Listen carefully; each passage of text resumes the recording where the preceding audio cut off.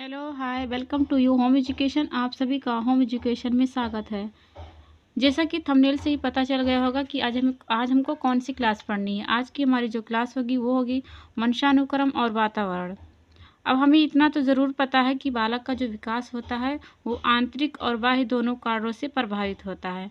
आंतरिक कारक वो होते हैं, बालक का जो वंशानुगत कारक होता है, उसका शारीरिक जो कारक होता है, लाइक उसका जो बुद्धि होता है, समयगात्मक कारक, उसका सामाजिक कारक, ये सब बालक के विकास के अंदर के कारक होते हैं, यानी कि आंतरिक कारक होते हैं। जबकि बाह्य कारक वो कारक होते हैं जो समाज में होने वाली आर्थिक स्थिति है और वातावरण में रहने वाले जो लोग हैं, इन सब कारकों से बालक के विकास के जो बाहर के कारक होते हैं।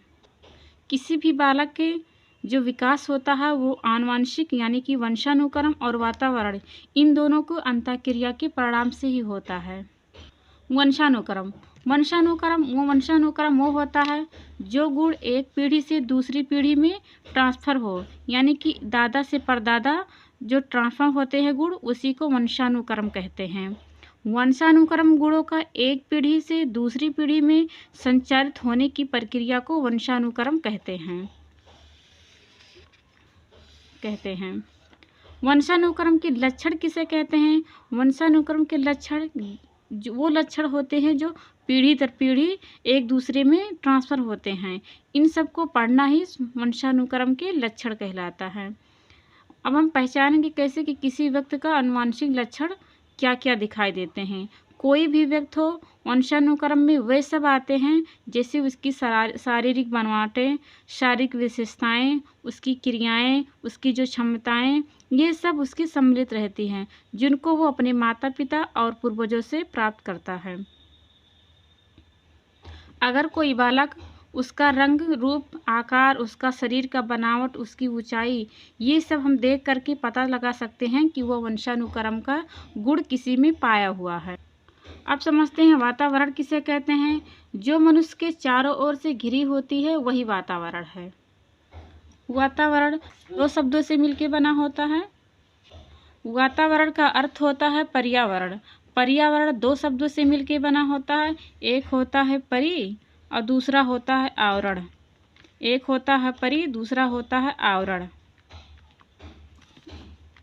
एक होता है परि, दूसरा होता है आवरण। परि का अर्थ होता है चारों ओर, आवरण का अर्थ होता है घिरा हुआ। यानी कि इन दोनों को मिला करके अर्थ क्या निकलता है कि हमारे ओर जो चारों ओर से घिरी होती हैं वो होती हैं पर्यावरण। किसी भी मनुष्य के चारों ओर, जैसे कि जल हो गया, उसकी वायु हो गई, वनस्पति हो गया, जो पठार होते हैं, नदियाँ होती हैं, ये सब किसी भी मनुष्य के चारों ओर से घिरी होती है। इसी को हम पर्यावरण या वातावरण कहते हैं। वातावरण किसी भी मनुष्य के जीवन पे बहुत महत्वपूर्ण प्रभाव डालता है।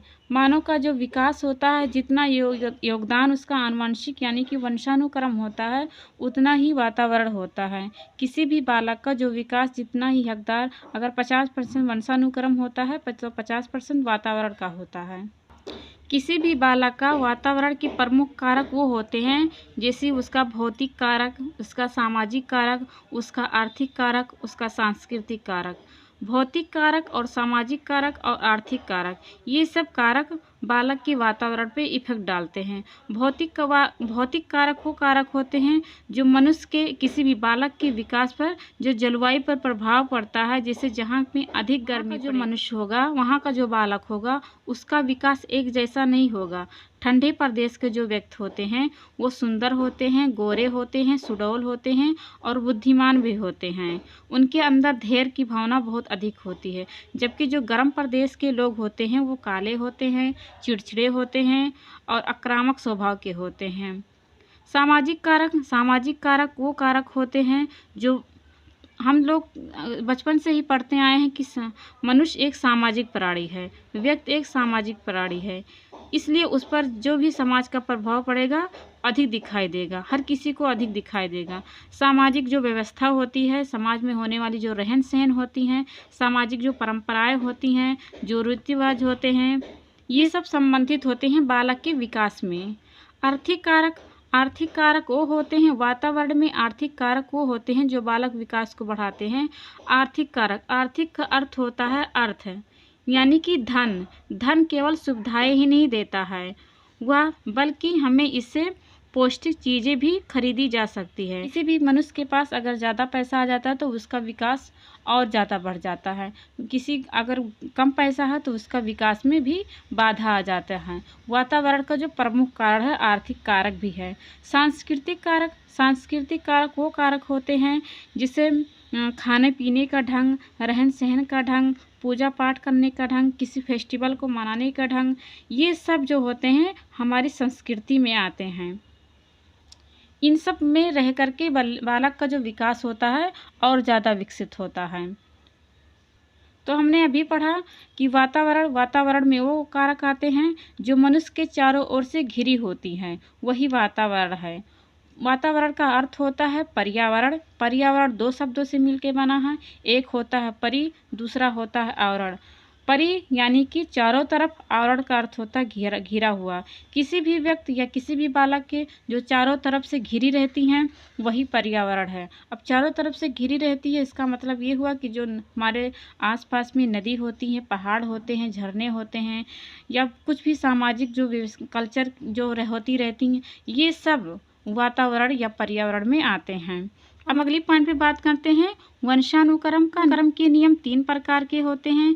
एक होता है समानता का नियम, एक होता है समानता का नियम, दूसरा होता है विभिन्नता का नियम, तीसरा होता है प्रतिगमन का नियम। समानता का नियम, इस नियम के अनुसार जो माता पिता हैं उसका जो बालक होगा, उसका जो शिशु या संतान होगा, जो उसका जो गुण होगा, अगर वो माता पिता से हूबहू प्राप्त किया है, यानी कि माता पिता अगर प्रतिभाशाली हैं तो उसका बच्चा भी प्रतिभाशाली है।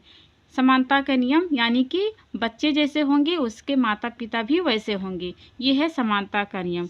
विभिन्नता का नियम, विभिन्नता के नियम में, इस नियम के अनुसार जो संतान होगा वो अपने माता पिता के समान ना होकर के कुछ भिन्न होता है। या फिर ये भी हो सकता है कि अगर एक ही माता पिता के बालक एक दूसरे के समान होते हुए भी जो उसकी बुद्धि होती है, उसका रंग या फिर उसका स्वभाव, ये सब एक दूसरे से भिन्न हो, ये है विभिन्नता का नियम।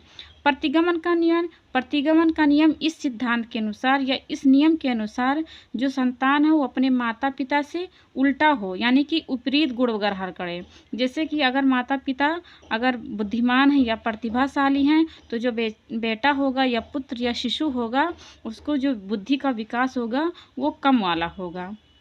आई होप आप लोगों को ये समझ में आ गया होगा कि समानता का नियम किसे कहते हैं, विभिन्नता का नियम, प्रतिगमन का नियम। समानता की नियम यानी कि समान होगा, विभिन्नता मतलब कि अलग होगा, प्रतिगमन मतलब कि एकदम से उल्टा होगा। इस बारे में वाटसन ने कहा है कि मुझे एक नवजात शिशु दे दो, मैं उसे जो चाहूँ बना सकता हूँ। यानी कि उन्होंने कहा है कि आप अगर मुझसे चाहो कि इन्हें चोर बनाना है, एक बच्चे को चोर बनाना है, एक बच्चे को सिपाही बनाना है, तो वाटसन ने यही कहा कि मुझे एक नवजात क्या है, एक कोरा स्लेट की तरह है, अगर उसको जो चाहो वो बना सकते हो। इस बारे में इसलिए इन्होंने कहा है कि मुझे एक नवजात शिशु दे दो, मैं उसे जो चाहूँ बना सकता हूँ। अब हम आगे बात करते हैं, देखते हैं अगला पॉइंट क्या है। अगला पॉइंट है गर्भकालीन अवस्था में बालक को माता के गर्भनाल से आहार मिलता है। यानी कि बच्चे का जब पेट में रहता है तो उसका जो आहार मिलता है कहाँ से मिलता है, तो जो बच्चे का आहार मिलता है वो प्लेसेंटा यानी कि गर्भनाल से मिलता है। बालक का जो पोषण मिलता है वो कहाँ से मिलता है, गर्भनाल से यानी कि प्लेसेंटा से मिलता है। वंशानुक्रम को व्यक्तित्व के जन्मजात गुणों का समूह कहा जाता है। यानी कि वंशानुक्रम यानी कि जो वंशानुक्रम है यह किसी भी व्यक्ति को जन्म से गुण लेकर के आता है, वो बाहरी दुनिया में वंशानुक्रम का गुण नहीं ग्रहण करता है। अगले लाइन की बात करें, वंशानुक्रम जन्मजात होते हैं। यानी कि वंशानुक्रम बाहर आकर के नहीं ग्रहण कर सकते, यानी कि संसार में आकर ग्रहण नहीं कर सकते हैं, यह हमारे पूर्वजों दादा परदादा से ही ग्रहण किया जा सकता है, इसलिए वंशानुक्रम जन्मजात होते हैं। अब हम अगली पॉइंट पे बात करते हैं, वंशानुक्रम का मूल आधार गर्भदान होता है। बिल्कुल जाहिर सी बात है, जब भी गर्भाधान होगा तभी हम वंशानुक्रम का मूल आधार मानेंगे। अगली पॉइंट पे बात करें, वाहक जीन्स होता है, यानी कि वंशानुक्रम का जो वाहक होता है वह जीन्स होता है। जीन्स के कारण ही हम दूसरे के जो गुण होते हैं वो पाते हैं, मतलब दादा परदादा के जो गुण होता है वो जीन्स के कारण ही हमारे द्वारा ट्रांसफ़र होते हैं। अब अगले देखते हैं हमें पढ़ना क्या है। अगला पॉइंट है कोशिका भित्ति, जीवदर्भ, केंद्रक। अब हम समझते हैं कोशिका भित्ति किसे कहते हैं, जीवदर्भ किसे कहते हैं और केंद्रक किसे कहते हैं। किसी भी माता के अंदर 46 गुणसूत्र पाए जाते हैं और पिता में भी 46 गुणसूत्र पाए जाते हैं। पढ़ने से पहले हम कुछ थोड़ा पॉइंट समझ लेते हैं। हम समझते हैं कि कैसे कोई न्यू जीव बनता है, जिस पर ईंट यानी कि एक एक ईंट जोड़ करके एक हम घर का निर्माण करते हैं। ठीक उसी प्रकार जब हमारा शरीर बनता है तो एक एक कोषों से मिलकर बनता है, यानी कि शरीर की सबसे छोटी इकाई क्या होती है, कोशिका होती है।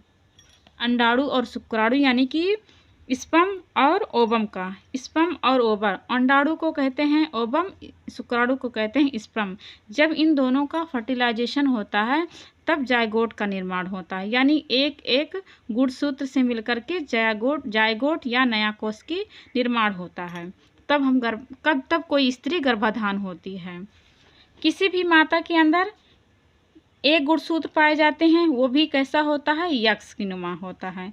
माता में एक प्रकार के क्रोमोसोम पाए जाते हैं, वो भी होता है एक्स की तरह। पिता में 2 क्रोमोसोम पाए जाते हैं, जो है एक्स और वाई।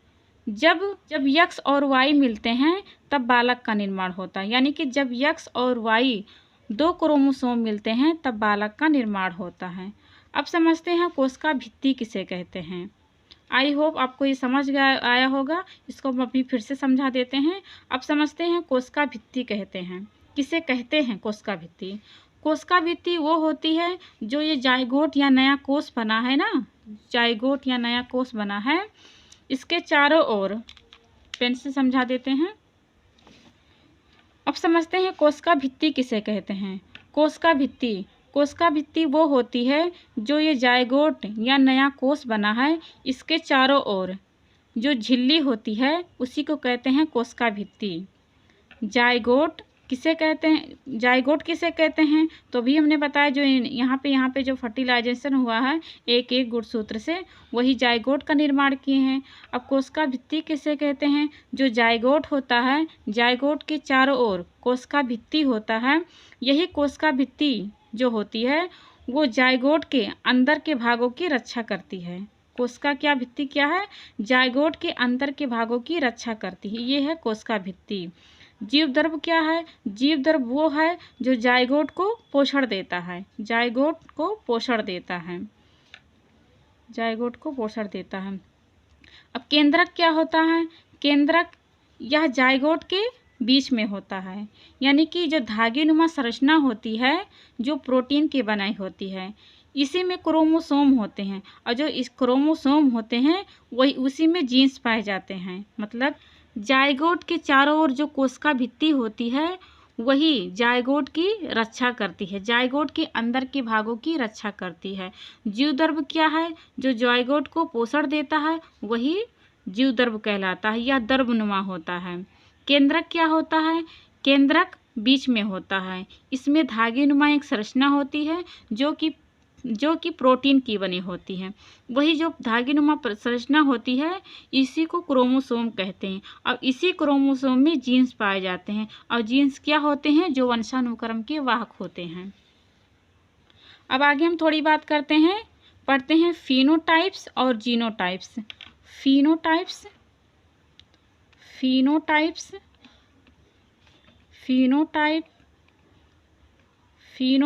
और जीनोटाइप्स समझते हैं क्या होता है। जीनोटाइप्स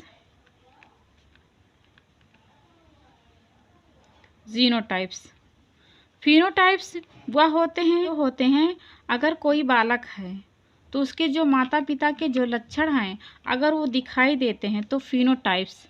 और जीनोटाइप्स वो होते हैं अगर कोई बालक है अपने माता पिता से जो लक्षण पाया है अगर वो दिखाई नहीं देता है तो उसको जीनोटाइप्स कहते हैं। फिर से एक बार हम क्लास को रिकॉल कर लेते हैं, देखते हैं हमने क्या क्या पढ़ा है। वंशानुक्रम, वंशानुक्रम किसे कहते हैं? जो गुण एक पीढ़ी से दूसरी पीढ़ी में ट्रांसफर यानी कि संचरित होने की प्रक्रिया को वंशानुक्रम कहते हैं। यानी कि जो माता पिता के, जो दादा परदादा के हमारे अंदर गुण पाए जाते हैं, उसी को वंशानुक्रम कहते हैं। वातावरण किसे कहते हैं? वातावरण जो किसी मनुष्य के चारों ओर से घिरी होती है, वही वातावरण है। वातावरण को पर्यावरण भी कहते हैं, यानी कि वातावरण का अर्थ होता है पर्यावरण। अब पर्यावरण दो शब्दों से मिलकर बना होता है, एक होता है परि और दूसरा होता है आवरण। परि का अर्थ होता है चारों ओर और आवरण का अर्थ होता है घिरा हुआ, यानी कि हमारे जो चारों ओर से घिरा होता है वही होता है पर्यावरण। अब चारों ओर से घिरा होता है, इसका मतलब ये हुआ कि जो हमारे चारों ओर से पहाड़ होती हैं, नदी होती है, जो समाज होता है, जो सब कुछ होता है, वह होता है पर्यावरण। वंशानुक्रम का नियम, वंशानुक्रम के नियम कितने प्रकार के होते हैं? 3 प्रकार के होते हैं। एक होता है समानता का नियम, दूसरा होता है विभिन्नता का नियम, तीसरा होता है प्रतिगमन का नियम। समानता यानी कि समान पैदा हो बच्चे, जैसे माँ बाप हैं वैसे पैदा हो, उसे समानता का नियम। विभिन्नता के नियम मतलब कि अलग हो, मतलब शक्ल तो मिलती जुलती हो लेकिन थोड़ा बहुत चेंजिंग हो। प्रतिगमन यानी कि एकदम से अपोजिट हो, उल्टा हो, उल्टा गुण प्राप्त करे तो उसे प्रतिगमन का नियम कहते हैं। वाटसन ने क्या कहा है? मुझे एक नवजात शिशु दे दो, मैं उसे जो चाहूँ बना सकता हूँ। यानी कि इनका कहना है कि बच्चे जो कोरे स्लेट की तरह होते हैं, उनको हम चाहे तो चोर भी बना सकते हैं, उसको चाहे हम एक अच्छा ऑफिसर भी बना सकते हैं। फिर अगले पॉइंट पे बात करते हैं। गर्भकालीन अवस्था में बालक को माता के गर्भनाल से आहार मिलता है। यानी कि जो बालक को जो पोषण मिलता है वो गर्भनाल यानी कि प्लेसेंटा से मिलता है। कहाँ? गर्भकालीन में, यानी कि जब बच्चा पेट में रहता है तब। अगली पॉइंट पे बात करें। अगली पॉइंट है वंशानुक्रम को व्यक्तित्व के जन्मजात गुणों का समूह कहा जाता है। यानी कि जो वंशानुक्रम जो गुण पाता है वो जन्मजात यानी कि अपने जब पैदा होता है तभी यह गुण लेकर के आता है। वंशानुक्रम जन्मजात होता है, यानी कि जन्म से ही ये गुण लेकर के आते हैं, इसे ग्रहण या अर्जित नहीं किए जा सकते हैं। फिर अगली पॉइंट पे बात करते हैं, हमें देखते हैं क्या है। वंशानुक्रम का मूल आधार गर्भाधान होता है, यानी कि कोई भी स्त्री अगर गर्भाधान हुई है तभी वंशानुक्रम का गुण उस बच्चे में ट्रांसफ़र करवा सकती हैं। वाहक जीन्स होता है, यानी कि वंशानुक्रम को जो वाहक होता है वह जीन्स होता है। जीन्स के कारण ही हम अपने दादा परदादा या 7 पीढ़ी का गुण किसी बच्चे के डेवलपमेंट में देख सकते हैं। फिर अगली बात करते हैं, हमें देखते हैं क्या लिखा है। फिर देखते हैं ये अंडाणु और शुक्राणु। अंडाणु को जो कहते हैं ओवम, शुक्राणु को कहते हैं स्पर्म, यानी कि इंग्लिश में शुक्राणु को स्पर्म कहते हैं, अंडाणु को ओवम कहते हैं। किसी भी माता में 46 गुणसूत्र पाए जाते हैं, पिता में भी 46 गुणसूत्र पाए जाते हैं। जब माता और पिता का निषेचित यानी कि फर्टिलाइजेशन होता है, अंडाणु और शुक्राणु का मेल होता है, तब एक नए कोषों की निर्माण होती है, यानी कि जायगोट बनता है। अब XY क्या है ये समझते हैं। माता में 1 प्रकार के क्रोमोसोम पाए जाते हैं, जबकि पिता में 2 प्रकार के क्रोमोसोम पाए जाते हैं। माता में X क्रोमोसोम पाए जाते हैं, जबकि पिता में XY क्रोमोसोम पाए जाते हैं। जब बालिका पैदा होगी तो यानी कि 2 क्रोमोसोम XX क्रोमोसोम मिलकर के बने हैं, और जब XY क्रोमोसोम मिलेंगे यानी कि तब बालक का निर्माण होता है। फिर आता है कोशिका भित्ति और जीवदर्भ, फिर केंद्रक। कोशिका भित्ति वो होती है जो जायगोट के चारों ओर से जो कोशिका भित्ति होती है, यह जायगोट के अंदर के भागों की रक्षा करती है। कौन? कोशिका भित्ति जायगोट के अंदर के भागों की रक्षा करती है, कोशिका भित्ति। जीवद्रव्य किसे कहते हैं? जीवद्रव्य जो जायगोट को पोषण देता है, यानी कि जो भोजन देता है, उसे जीवद्रव्य कहते हैं। केंद्रक किसे कहते हैं? यह केंद्रक बीच में होता है, जो धागेनुमा संरचनाएं होती हैं जो कि प्रोटीन की बनी होती, और जो धागेनुमा संरचना होती हैं इसे ही क्रोमोसोम कहते हैं, और क्रोमोसोम में ही जीन्स पाए जाते हैं। फिर पढ़ते हैं अगले पॉइंट पे, देखते हैं क्या है। फिर है फिनोटाइप्स, एक है जीनोटाइप्स। फिनोटाइप्स वो होते हैं अगर किसी बालक में माता पिता के गुण दिखाई देते हैं तो उसे फिनोटाइप्स कहते हैं। जीनोटाइप्स वो टाइप्स होते हैं जो अगर किसी भी बालक के गुण अगर आए हैं, माँ बाप से अगर गुण आए हैं, तो वो चाहे दिखाई दें या ना दें, तो उसे जीनोटाइप्स कहते हैं। आई होप आप लोगों को ये समझ में आया गया होगा। कल हम दूसरी क्लास पढ़ाएंगे। कल मिलते हैं एक नई क्लास में। तब तक के लिए take care and bye bye.